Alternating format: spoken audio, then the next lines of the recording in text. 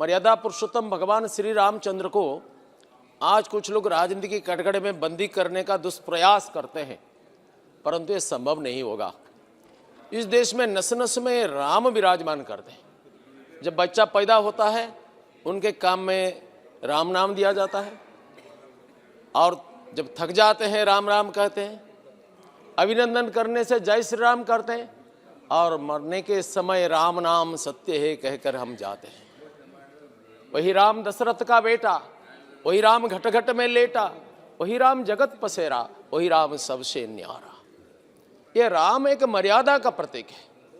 हमारे देश में नहीं, पूरे विश्व में भगवान श्री राम सर्वोच्च चरित्रवत्ता का आदर्श, आदर्श पुत्र, आदर्श भ्राता, आदर्श प्रजानुरंजक राजा, कुशली समाज संगठक और आदर्श तत्ववेत्ता के रूप में श्री राम एक अद्भुत आदर्श प्रतिष्ठा किया, जो अतुलनीय है, अनुपम है, असाधारण है। मर्यादा पुरुषोत्तम भगवान श्री रामचंद्र को सांप्रदायिकता के कटघरे में बंदी करने वाले इस देश में कुछ कम नहीं है। कुछ लोग तो बोले हैं कि भगवान श्री रामचंद्र के जन्म स्थान पर एक शौचालय बना दिया जाए। क्या देशभक्ति? क्यों? क्योंकि विदेशी आक्रांता बाबर को इस देश का अनन्य राष्ट्र पुरुष राम के साथ बराबर करने वाले इतिहास का विंजियंस को सामना करना पड़ेगा। अधिष्ठाता महोदय, भगवान श्री राम का अनुपम दिव्य चरित्र, उनका जीवन, त्याग, सेवा, सत्यनिष्ठा, चरित्रवत्ता, पर दुख कातरता और प्रजानुरंजन का सर्वश्रेष्ठ आदर्श है। वो सामाजिक समरसता और राष्ट्रीय एकात्मता का प्रतीक भी है। आचंडाल ब्राह्मण सर्वत्र उनका प्रेम का अवारित प्रवाह है। आचंडाला प्रतिहतरतयो यस्य प्रेम प्रवाह। और भगवान श्री रामचंद्र को छोड़ करके कोई छद्म धर्मनिरपेक्षता का आश्रय लेकर के इस राष्ट्र का पुनरुद्धार नहीं हो सकता है। उन्होंने क्या किया? उनके समय में इस समाज में एक प्रकार का विभाजन का चरम परिस्थिति आ गया था। आर्य संस्कृति, शावर संस्कृति, निषाद संस्कृति, राक्षस संस्कृति, ऐसा कई प्रकार का विभाजन। लेकिन श्री राम ने इसको जोड़ दिया। श्री राम का आविर्भाव क्यों हुआ? रावण को मारने वाले, रावण को परास्त करने वाले ऐसा कई विभूतियां उस समय में था। बाली, जो इनको कोख में 6 महीना तक जाग करके चला था, रावण उनके सामने कुछ नहीं है। उनका बेटा अंगद उनको फुटबॉल जैसा खिलता था, वो भी कुछ नहीं है। और कार्तवीर्य करके एक महावीर थे जिनको सहस्रार्जुन कहते हैं, वो रावण को उठवस करते हैं बराबर। उनके सामने रावण का पराक्रम कुछ नहीं है। और भगवान परशुराम जिन्होंने 21 बार इस पृथ्वी को क्षत्रिय शून्य कर दिया, वो कार्तवीर्य को भी मार दिया, उनके सामने भी रावण का पराक्रम कुछ नहीं है। फिर भगवान राम का क्या आवश्यकता था? समाज में जिस जड़ता के कारण, जिस खामोशी के कारण, जिस स्वार्थपरता के कारण, जिस भीरुता के कारण रावणों का पैदा होता है, इसको दूर करने के लिए, समाज को संगठित करने के लिए भगवान राम का आविर्भाव हुआ था। भगवान राम ने अयोध्या से कोई क्षत्रिय सेना लेकर के नहीं गए थे। दशरथ जैसा महावीर देवासुर संग्राम में देवताओं को मदद किया, राक्षसों को परास्त किया, ये भी थे। जनक जैसा ब्रह्मज्ञानी थे, राजर्षि, ये सारे महावीर, बाली और सहस्रार्जुन थे, परशुराम थे। परंतु रावण का अत्याचार से समाज को रक्षा नहीं किया जा सकता है, क्योंकि उनका टेररिस्ट आउटफिट्स के द्वारा वो समाज में अत्याचार फैलाता था। जैसा लाडेन निकला अलकायदा का, जैसा आईएस निकला, उनका सैकड़ों टेररिस्ट आउटफिट्स है। बोडो, हिजबुल मुजाहिदीन, जेकेलेप, ये सब है। ऐसा रावण का कई टेररिस्ट आउटफिट का सरदार कौन थे? ताड़का, शूर्पणखा, मारीचा, सुबाहु, हजारों राक्षसी सेना लेकर के समाज में गरिल्ला युद्ध करके आतंकवाद मचाते थे। ऋषियों का यज्ञ कुंड को विध्वस्त करते थे, सामान्य जनता को अत्याचारित करते थे, सनातन मूल्यबोध को खत्म करने के लिए लगे रहते थे। कुछ लोग भयंकर भ्रम पैदा करते हैं। इसमें हिंदू मुस्लिम का कोई विवाद नहीं है, इसमें उत्तर भारत दक्षिण भारत का कोई विवाद नहीं है। ये क्यों मचाते हैं? उनका धर्मपिता अंग्रेजों ने जो इस देश को शासन करने के लिए जो भ्रम फैलाते रहे, उसको चलाते रहे। ये क्या है? उत्तर भारत में तुम आर्य हो, दक्षिण भारत में वो द्राविड़ हो। रावण एक आर्य संतान था, विश्व ऋषि का नंदन था, सर्वश्रेष्ठ ब्राह्मण था, वेदज्ञ। भगवान श्री राम ने उनको पुरोहित पद में वर्ण किया था। ये गलत है। ये अनैतिहासिक है, ये सत्य पर आधारित नहीं है। परंतु ये क्यों करते हैं? हमारा राष्ट्र जीवन को तोड़ने के लिए। भगवान श्री राम ने उत्तर दक्षिण पूर्व पश्चिम सबको जोड़ दिया। देखिए, इतना पराक्रमी लोग रावण को शास्ति नहीं दे सकते थे, नियंत्रित नहीं कर सकते थे, परंतु हमारा देश का एक मनस्वी तपस्वी जो अपना साधना के गुहा से निकल करके भाला माला छोड़ करके भाला पकड़ लिया और इस देश का तारुण्य का अनन्य प्रतिनिधि दो किशोर के हाथ में, राम लक्ष्मण के हाथ में धनुर्बाण पकड़ा दिया, तब रावण का साम्राज्य में हृदकंप हो गया। निशिचर हीन करौ मही भुजा उठाए प्रण किन्न। जब इन्होंने ये प्रण कर लिया तब रावण कांपने लगा, लंका कांपने लगा, सारा आसुरिक शक्ति कांपने लगे। ये कौन है? ये असाधारण विभूति, ये बालक कौन है? ये रावण को ये चेतावनी दे दिया, अब तुम्हारा जमाना खत्म होने वाला है। माननीय नरेंद्र मोदी जब आ गए कुर्सी पर तब क्या हुआ? हम नहीं खाएंगे, नहीं खाने देंगे, इसको जान करके कुछ लोग चकित हो गए। वो उनका जीवन त्राही त्राही हुआ। वो तो कहते थे हम भी खाएंगे, कर्मियों को खिलाएंगे, जनता को लूटेंगे। ये अचंभित हो गए, ये क्या बात है? ये नया कल्चर आ गया राजनीति में। अधिष्ठाता महोदय, भारत के एकात्मता का आदर्श थे भगवान श्री राम। उन्होंने सामाजिक न्याय का प्रतिष्ठाता थे। उन्होंने क्या किया? जब जंगल में गए, वनवास में क्यों गए? पितृसत्य पालन करने के लिए। पितृसत्य किस लिए? उनका विमाता कैकेयी ने दशरथ को वाद्य किया था और विमाता को कितना सम्मान दिया। बोले माँ, आप तो मेरा परम कल्याणकारिणी, मेरा छोटा भाई भरत राजा बनेगा, मैं जंगल में ऋषियों का सेवा करूंगा और इस देश को जानने का मौका मिलेगा। कितना सकारात्मक व्यवहार। और राम ने चले गए जंगल में। कितना उनको समझाया लोगों ने, गुरु वशिष्ठ भरत जाकर के समझाया, परंतु राम को विचलित नहीं कर सके। वशिष्ठ ने बोला मैं गुरु, मेरा आदेश तुमको पालन करना है, जंगल में तुमको वापिस जाना है। भगवान राम ने बोले आपका आदेश मैं अवश्य पालन करूंगा, अगर आप सत्य वचन बोलेंगे। कि शास्त्र वेद श्रुति सारा अध्यात्म के आधार पर आप जो उपदेश देते हैं ये ग्रहणीय है, ये सत्य के आधार पर है, आप अगर बोलेंगे तो मैं मानूंगा। गुरु वशिष्ठ भी परास्त होकर के आ गए। प्रज्ञा का अधिष्ठान पर अधिष्ठित इस महापुरुष ने 14 साल के वनवास में इस राष्ट्र को समझा। जिन अत्याचारित वनवासियों ने उनकी सेना में शामिल हुए थे, ये कौन है? बानर, भल्लक, ऋक्ष, भील, किरात, सबर, समाज का उपेक्षित वर्ग है। उनको श्री राम ने सम्मान दिया, गुहा का सबर को आलिंगन किया, उनको सामाजिक प्रतिष्ठा दिला दिया। पतिता अहल्या का सेवा ग्रहण किया, कैवर्त का सेवा स्वीकार किया, पतिता अहल्या को उद्धार किया। और सबरी जो लांछिता थी, शबरी का उच्छिष्ट स्वीकार करके सामाजिक समरसता क्या होता है भाषण में नहीं आचरण में प्रदर्शित किया। अयोध्या का राजा राम जो पितृसत्य पालन करने के लिए स्वर्ण सिंहासन को छोड़ करके चले गए, और भरत जिन्होंने उनको वापिस करने के लिए गए वो भी सिंहासन स्वीकार नहीं किया। यही राम राज्य के महिमा। वो कठोर पूजा किया, पादुका पूजन किया, राम राज्य का आदर्श को स्थापन किया। भगवान श्री राम ने जब पर्वत पर गए, भगवान श्री राम ने वो सुग्रीव के साथ बैठे थे, विभीषण आया, रावण को सत्य का उपदेश दिया और नहीं माना, आ गया। भगवान श्री राम ने क्या किया? बस बैठो लंकेश बोल दिया। सुग्रीव ने बोला भाई क्या कर दिया आपने? लंकेश बोल दिया आप जैसा क्षमाशील है, अगर रावण सीता माता को समर्पित करके क्षमा याचना करेगा तो आप क्या करेंगे? राम ने अचानक बोल दिया कुछ प्रॉब्लम नहीं है, समस्या कुछ नहीं है, मैं रावण को अयोध्या दे दूंगा और लंका में विभीषण को राज्याभिषेक कराऊंगा। रघुकुल रीति सदा चली आई, प्राण जाई पर वचन न जाई। भगवान श्री राम ने बोल दिया। भगवान श्री राम साम्राज्यवादी नहीं थे, इसलिए लंका पर विजय किया, किंतु अपना साम्राज्य में नहीं मिलाया। सुग्रीव विभीषण को अभिषेक किया, किष्किंध्या पर विजय किया, अपना साम्राज्य में नहीं मिलाया, उधर सुग्रीव को अभिषेक किया। भगवान श्री राम ने कभी तलवार का बल पर विश्वास नहीं करते थे, परंतु जब तलवार जरूरत होता है इसको भी नहीं छोड़ते। पराक्रम प्रकट करना जरूरत होता है तो इसको मान लेते हैं। अधिष्ठाता महोदय, भगवान श्री राम लंका पर विजय प्राप्त किया और उस दिन बोला सुग्रीव को, विभीषण को, सकृतेव प्रपन्नास्मि तबाहम इति उच्यते अभयम सर्वभूतेभ्यः ददाम्येतत् व्रतं मम। एक बार यदि कोई बोल देता है कि मैं तुम्हारा हूं, उनको तीनों लोक में अभय प्रदान करना यह हमारा धर्म है। शरणागत वत्सलता श्री राम के साथ पास में हमको सीखना चाहिए। देश प्रेम क्या है? जब रावण को वध किया, रावण का कुल नारी का अपमान नहीं किया, सबको सम्मान पूर्वक व्यवस्थापित किया।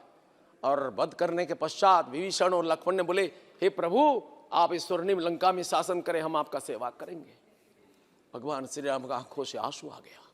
बोले, अपि स्वर्णमयी लंका न मे लक्ष्मण रोचते जननीम जन्म भूमिश्च स्वर्गादपि गरीयसे। लक्ष्मण, ये क्या है? सुवर्णपुरी लंका में मेरा कोई आग्रह नहीं है। अयोध्या का स्वर्ण सिंहासन छोड़ करके आया सत्य के लिए, और आज जन्मभूमि मुझे पुकारती है, मुझे जाना पड़ेगा। इसमें मेरा कोई रुचि नहीं है। जो विदेशी बैंक में 1000 करोड़ रुपया रखने वाले, इस देश को तोड़ने वाले, इस देश को लूटने वाले, भगवान श्री राम का देश प्रेम का लहर को समझ नहीं पाएंगे। अधिष्ठाता महोदय, भगवान श्री राम आ गए, स्वर्णपुरी लंका को छोड़ करके आ गए, अयोध्या में प्रविष्ट हुआ। अयोध्या में उनका राज्याभिषेक हुआ। क्या हुआ राज्याभिषेक में? प्रजावर्ग बैठे थे।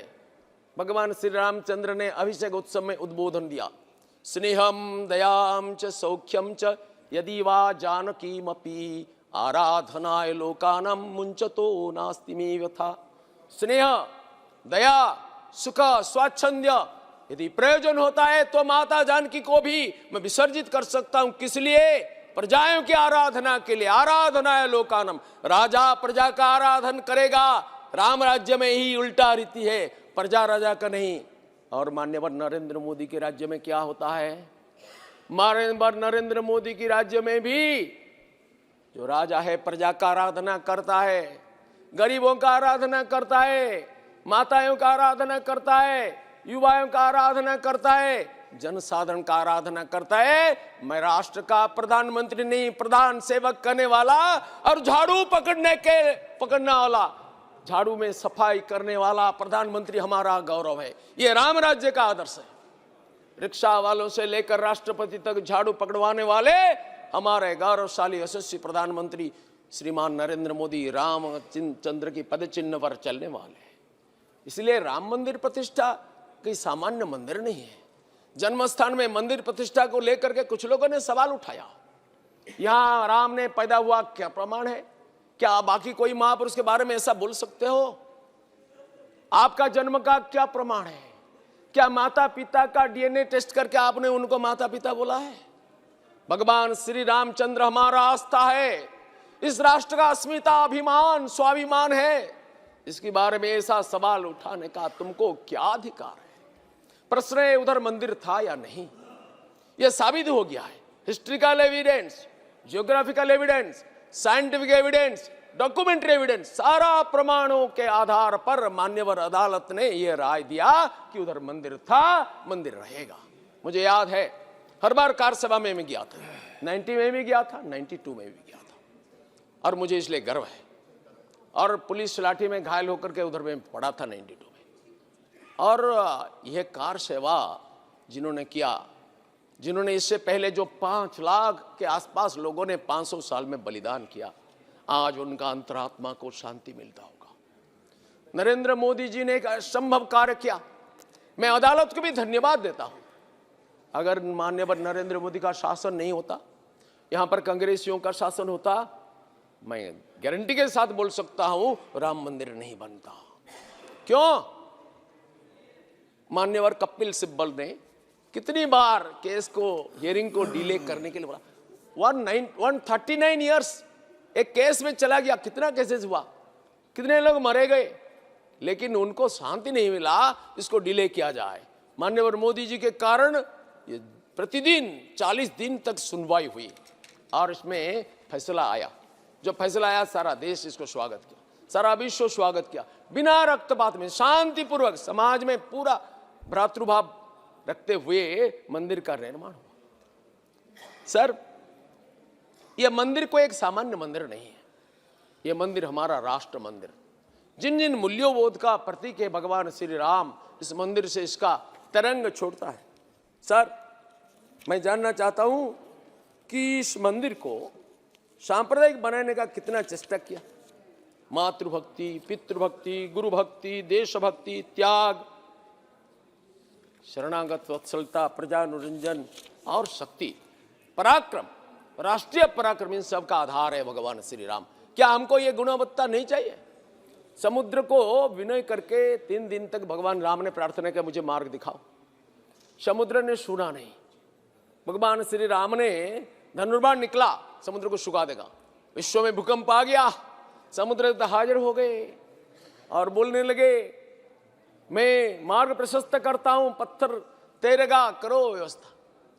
गोस्वामी तुलसीदास की मनोरम शब्दावली में इसको वर्णन किया, विनय न मानत जलधि जड़, गए 3 दिन बीती, बोले राम सकोप तब, भाई बिनु होई न प्रीति। अधिष्ठाता महोदय, भारत में सैनिकों का गर्दन काट लिया, तब प्रधानमंत्री थे माननीय मनमोहन सिंह। उन्होंने गर्जन तो किया, पेपर में बयान आया, लेकिन जब उनका मालकिन निर्देश नहीं दिया तो कुछ नहीं किया। राष्ट्र की रक्षा के बारे में भी कंप्रोमाइज हुआ, वोट इसका प्राधान्य हुआ, परंतु राम के चरित्र में इसको सीखना चाहिए। और माननीय नरेंद्र मोदी ने क्या किया? पुलवामा हो, उरी हो, इसका जवाब सर्जिकल स्ट्राइक, एयर स्ट्राइक के माध्यम में दिया गया। पाकिस्तान म्यांमार के अंदर में घुस करके हमारा सैनिक, हमारा वीर जवान ने सर्जिकल स्ट्राइक करके ध्वस्त करके आ गया आतंकवादी शिविर को। और 1962 में क्या हुआ था? चीन का शासक भारत का प्रधानमंत्री को चेतावनी देते हुए कहा, मोदी जी तुम क्या कर रहे हो? तुम्हारा 20 सैनिकों को हमने मारा, तुम हमारा 43 सैनिकों को मार दिया। तुम जानते हो हमारा ताकत क्या है? 62 को भूल गया क्या? मोदी जी ने बोले, हमने नहीं भूला, तुम भूल गए हो शायद। 62 में अब तक गंगा नदी में बहुत पानी चला गया। मार खा के गाल दिखाने वाले प्रधानमंत्री नहीं है, ईंट का जवाब पत्थर में देने वाला प्रधानमंत्री है। हम किसी को नहीं छेड़ेंगे, हमें जो छेड़ेगा हम उसे नहीं छोड़ेंगे। श्री राम का चरित्र में गोस्वामी तुलसीदास, महामुनि वाल्मीकि क्या बोले? मृदुनी कुसुमादपि वज्रादपि कठोराणी। श्री रामचंद्र का चरित्र के बारे में बोलते हैं, ये कुसुम से कोमल है, वज्र से कठोर है। राजा, प्रजा, धनी, निर्धन, मूर्ख, विद्वान, ब्राह्मण, चंडाल, सबके साथ यथा योग्य व्यवहार करने वाले भगवान श्री रामचंद्र ने जब धर्म के ऊपर आघात आता है, राष्ट्र के ऊपर आघात आता है, तब प्रलय का शक्ति प्रदर्शन करते हैं। माननीय नरेंद्र मोदी भाईचारा का संदेश देने वाले भी, और राष्ट्र का एक सीमा पर स्पर्श करने से प्रलय करने वाला ऐसा ताकत रखते हैं। और भगवान श्री रामचंद्र ने अयोध्या से कोई ब्राह्मण क्षेत्रीय सेना लेकर के नहीं गए, आतंकवाद को दमन करने के लिए बुलेट प्रूफ कार में नहीं गए। उन्होंने क्या किया? उन्होंने जंगल में अत्याचारित वनवासी का मूल शक्ति को जानते हैं, इसको जगाया, झकझोर कर दिया, और वनवासियों का शक्ति के सहारे रावण समेत समस्त आसुरिक साम्राज्य को खत्म कर दिया। पूरा राष्ट्र को उत्तर दक्षिण पूर्व पश्चिम अपना श्वेत छत्र के नीचे आने दिया, और इसमें साम्राज्यवाद का कोई लेस नहीं है। भारत का सांस्कृतिक सम्राट बन गया। उनके जन्म स्थान में लेकिन मंदिर था, किसने बनाया था? उनके जन्म स्थान में मंदिर बनाया था रामचंद्र की पुत्र कुश ने, कौशाम्बी के राजा। ये मंदिर को 1033 में एक विदेशी आक्रांता ने तोड़ दिया और वहां पर ध्वस्त कर दिया। तो भगवान श्री राम का मंदिर निर्माण करने के लिए गढ़वाल के राजाओं ने बहुत कोशिश किया और एक भव्य मंदिर बना दिया। इस मंदिर जो तोड़ा गया तो सारा हिंदुओं ने मिलकर के इसको विरोध किया। एक दिन के लिए छोड़ा नहीं, कई रक्तपात हुआ। फिर 1528 में विदेशी आक्रमणकारी बाबर ने अपना सेनापति मीर बाकी खान को भेज करके मंदिर को ध्वस्त किया। फिर भी समाज इसको स्वीकार नहीं किया। लगातार 500 साल तक इस मंदिर को मुक्त करने की कोशिश किया गया। सर, जब मंदिर तोड़ा गया तब हिंदुओं ने उधर घेर करके पूजा करने का चालू किया। कई वीर और वीरांगनाओं का बलिदान हुआ। 1850 में हुआ भयंकर संघर्ष। सर 1949 में उधर जो सिक्योरिटी गार्ड था वो अचानक मूर्छित हो गया। देखा अद्भुत दृश्य, एक ज्योतिर्वलय के अंदर में भगवान राम लला का प्रतिमा विराजमान है। हंसते हंसते भगवान श्री रामलाल जैसे चलमान होते हैं। इसको देख करके बेचारा मूर्छित हो गया। फिर सरकार के पास खबर गया और बाद में इस रामलला का मूर्ति को हटाने की कोशिश किया गया। वहां पर कलेक्टर थे के नैयर, उन्होंने ऑर्डर कर दिया मूर्ति का पूजा होगी 3 बार, भक्त दर्शन करेंगे, मूर्ति को हटाया नहीं जा सकेगा। तत्कालीन प्रधानमंत्री का आदेश का भी उन्होंने पालन नहीं किया, अपना नौकरी छोड़ दिया। इस आदेश का किसी भी कोर्ट ने खंडित नहीं कर पाया। तब से भक्तों का दर्शन चालू हुआ। 1 लाख भक्त उसी दिन 1955 दिसंबर 1949 दिसंबर 23 को 1 लाख भक्तों ने उधर दर्शन किया। बाद में विश्व हिंदू परिषद ने इस काम का जिम्मेदारी लिया। 1983 में एकात्मता रथ यात्रा पूरे हिंदुस्तान से, कोणानुकोण से, नेपाल से चलाया, पूरा देश को एकता के सूत्र में जोड़ दिया। जी सर इसके बाद कई प्रकार रथ यात्रा निकला। राम जानकी रथ यात्रा, चरण पादुका पूजन, अरुणी मंथन में निकला हुआ ज्योति का पूजन, ये सब हुआ। सर इस पूजन के बाद कार सेवा के लिए भक्त उधर पहुंचे। 90 में एक परिंदा भी वहां पर नहीं मार सकता है बोलने वाले हमारे यूपी का तत्कालीन मुख्यमंत्री मुलायम सिंह यादव का सारा अहंकार को चूर चूर करते हुए कार सेवक उधर पहुंच गए। गोली किसने चलाया? मैं सुन रहा था, मान्यवर सदस्य कांग्रेस पक्ष से बोल रहे थे गोली चलाने वाले। कभी कार सेवक गोली नहीं चलाया। राम मंदिर को समर्थन करने वाले कभी शस्त्र धारण नहीं किया। गोली चलाया यूपी के मुख्यमंत्री श्रीमान मुलायम सिंह ने। गोली चलाने का आदेश दिया और इसके कारण गोली तो हुआ, सैकड़ों कार सेवक का निधन हुआ और सरजू के तट पर जहां भगवान श्री राम ने जल समाधि लिया था, उसी स्थान पर 2 मिनट उसी स्थान पर उनका समाधि हुई। उनका चिता भस्म हमने देखा। सर इस सरयू के तट पर सैकड़ों शव का दाह क्रिया हुआ। पूरे हिंदुस्तान में उनका भस्म वितरण हुआ, भस्म की यात्रा चला। देश में नया भावना आ गया। मुझे याद है सर, हमारे उड़ीसा से एक कार सेवक स्वामी लक्ष्मण आनंद पर जब गोली चलने गए, पुलिस उनके सामने खड़ा हो गया। 6 संग्राम महापात्र, उनको 6 गोलियां लगी, अस्पताल में पड़ा था। सैकड़ों महिलाएं रक्तदान करने के लिए उधर खड़े थे। सैकड़ों कार सेवक घायल होकर के पड़े थे। सर जब उनका सेंस आया, उन्होंने एक महिला को पूछा, माता इतना भीड़ क्यों?